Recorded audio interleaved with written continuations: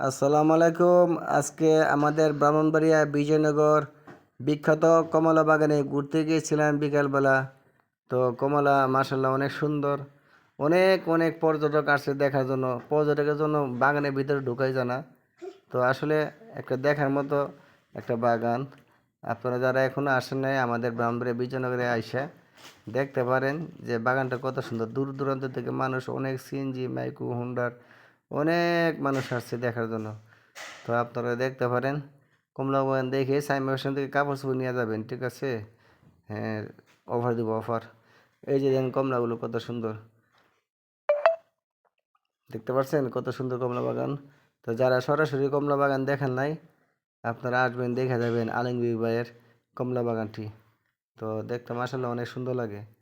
প্রচুর কমলা আসছে।